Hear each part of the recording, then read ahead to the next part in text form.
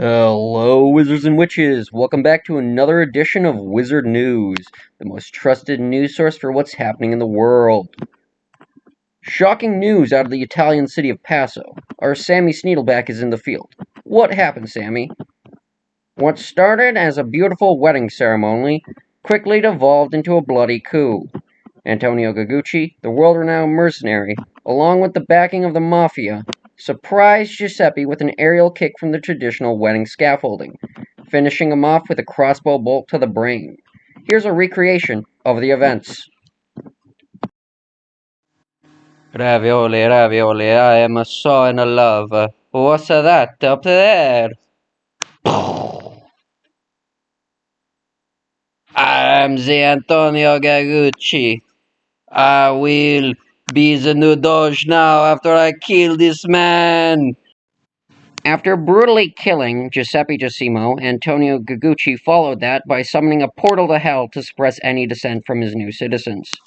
We were able to get an interview with the local archpaladin, Sir Rhett Connolly. Sir Rhett Connolly, what happened the other day above the child fighting pits? Well, I'm no expert, but that was a demon hole. A demon hole? What exactly is a demon hole? A demon hole is a demon whose physical form transports you to hell if you touch it. We had one the other day outside the church, but thankfully some contractors were able to seal it. So you're saying that you've seen multiple during your tenure here. Just how common are these demon holes?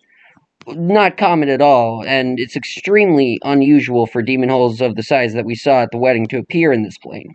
My guess is that Antonio Gagucci paid some cultists to capture and grow a small demon hole and then release it at the wedding. Should the citizens of Paso be worried?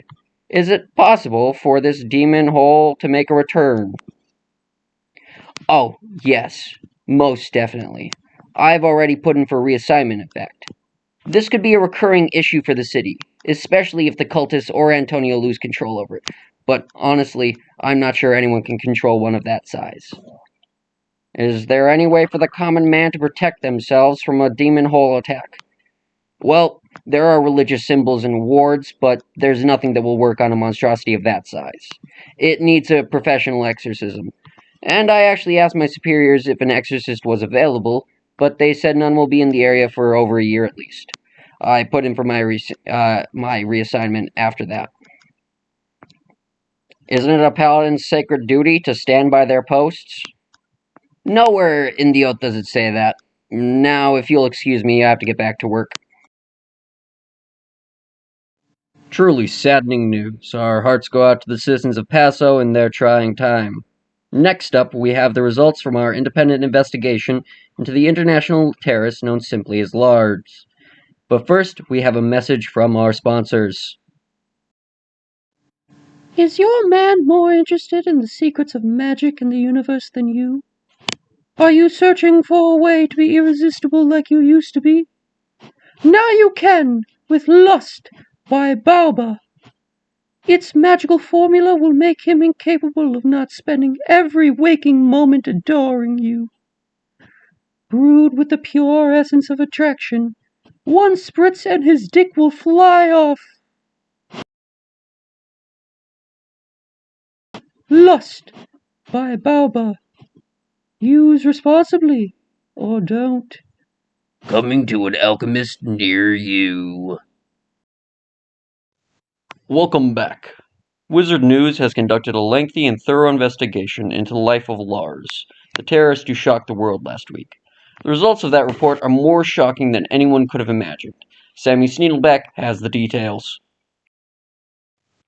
It was only 7 months ago when Lars was a normal, law-abiding citizen, spending his days as a sailor with his wife, Doris. We tracked down Doris and interviewed her. What she told us will shock you. Hello, Doris. So, you were married to Lars? Yes, and for the longest time I thought he was the perfect husband. Weak, easily manipulated, and non-confrontational. But that changed on a voyage to Wakina's market. How did he change? Well, he called me a bitch, told me I was a nagging whore, and said he hoped our child died. I divorced him and told the captain to kick him off the crew. I've been trying to evade him ever since. Wow. I'm so sorry that happened to you. Do you have anything that you want to say to Lars? Yes, I do. Lars, you are a lousy husband, and you will never see your child again as long as I'm alive. Thank you, Doris. Our investigation was clearly bringing us to Wakina's market, so we searched and found many unexpected details. The picture that it painted showed that Lars's change of character was much darker than anyone could have thought. We asked for comment from Razul Lakul on any information regarding Lars, but were told that they can't share anything at this time, except that he was also a suspect in the burning of the Italian district as well. Eventually, though, we found one of his victims, local entrepreneur Cardi of Crazy Cardi's Carton Cannon Emporium, and got the full story of Lars's disturbing activities in this city. Cardi, how did you meet Lars? I was introduced to him by some friends of mine who said he was down on his luck and needed a job. I never suspected how evil he was, but I could not have been more wrong. Do you think these friends of yours were duped by Lars as well? Or do you think that they were his accomplices? Oh no, they must have been tricked just like I was. Well, what did Lars do while he was here? One day, after he started working for me, he burst in my office and threatened my life if I didn't let him have total control over the delivery logistics and finances of my business. So you just handed him what he asked for? He was crazy and violent. And he said that he had my brothers tied up and would kill them and me if I didn't do exactly what he said. Well, what did he say to do? What did he do while here? He used the money that I later found out he stole from the church and some connections he had in this city to use my delivery service as a drug distribution network. He stole roughly 10 million gold from the vaults of the local church of Lothander and gambled it to start a drug empire.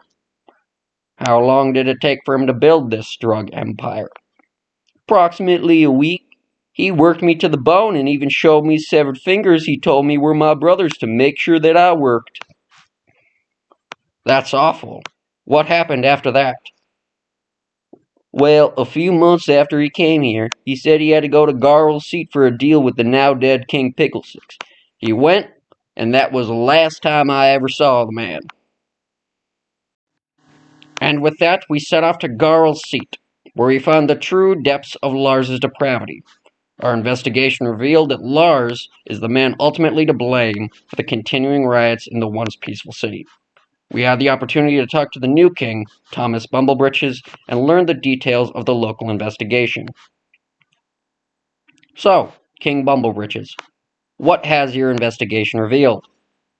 Well, it appears as though the late king was in debt to some dangerous people, and Lars was the fixer sent by the mafia.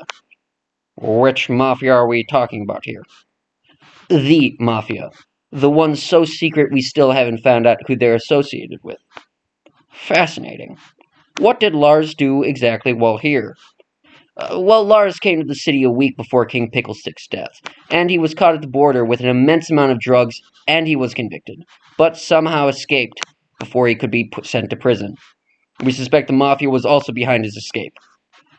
As to his intentions here, we believe he came to threaten the late king to pay his debts by putting addictive drugs into the water supply, creating a consumer base for his clients. You see, our researchers tested the water and found dangerous levels of drugs. After Lars's escape, we suspect he wanted revenge against the king and hired a noble to carry out an assassination. Given the scene the police found, we suspect he placed a curse on the noble to burn them after the deed was done. Shocking. So the continuing riots are due to drug withdrawals from Lars's plan? Yes, and given the amount of exposure to the drugs, we aren't sure how long the riots will last. Thank you, King Bumblebritches. I'm sure you have a very busy schedule. And with that, we only had 2 unanswered questions left. What happened to Lars on the trip to Karakorum, where he obtained his Yeti, and what was his ultimate goal? Though we could not find any information on what happened between Garl's seat and Karakorum, we are certain of his motive. reshaping the world by causing chaos to suit his nefarious goals. Back to you, Anchor Wizard. Wow, Sammy, that's some disturbing stuff. Lars truly is a despicable criminal, and our viewers are reminded. If you have any information regarding his whereabouts, please contact your local authorities. That's all we have for you today, but tune in next time to stay updated on today's stories.